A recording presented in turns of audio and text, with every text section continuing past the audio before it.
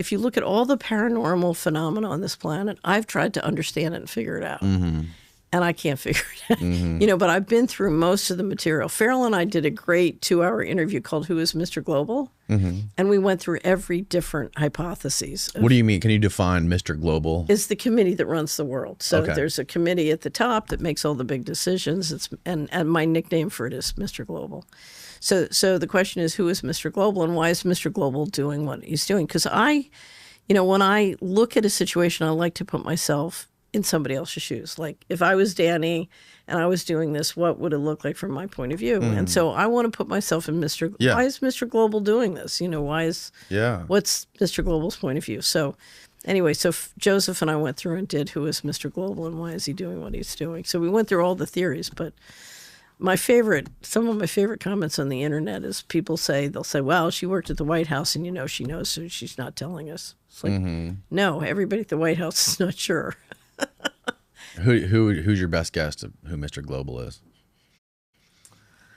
I think you have intergenerational pools of capital, and right now they are over influenced by occult. So I think you have interdimensional intelligence, which is operating demonic intelligence. Interdimensional demonic intelligence. Yeah. Wow. Yep. So I think this thing about good and evil is real, and I can't find it anymore. I found it once. There were in the 1930s, a British physicist got up and said, you know, we are being manipulated, but from other dimensions by intelligent beings from other dimensions. So I think, you know, if you study Christianity and you read the Bible, you're dealing with both divine intelligence and demonic intelligence. And I think too much of the leadership has gotten deeply involved in the occult and demonic kinds of intelligence. Wow. So I just read a book and I have no idea. So I've tried to find every theory to explain the paranormal stuff.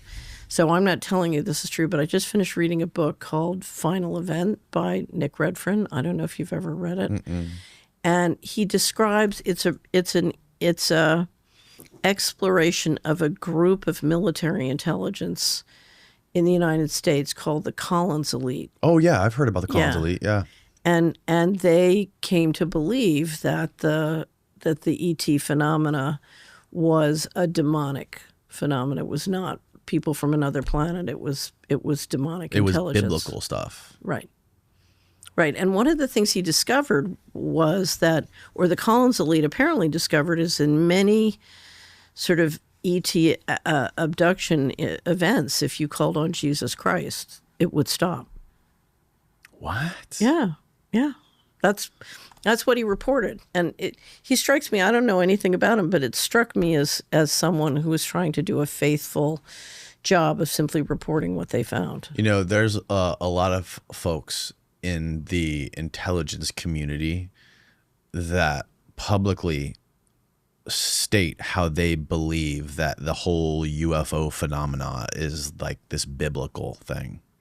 How it's angels and demons, and these things can be angelic entities, and, you know, like literal, like ground, like legitimate people in the intelligence community, whether they're still active or retired or whatever, that have been on podcasts that state they believe this. So I am sure that all of that stuff is happening.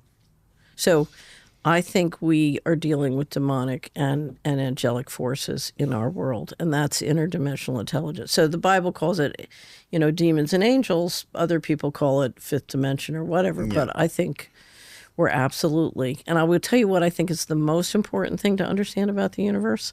So write this down. This is my favorite. My favorite new book is A New Science of Heaven by Robert Temple. Oh, yeah. 99% of the material in the universe is plasma. Our universe is made up of plasma.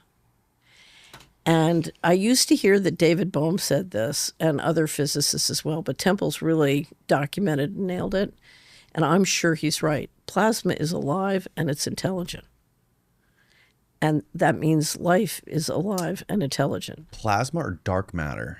Plasma. Plasma. Plasma.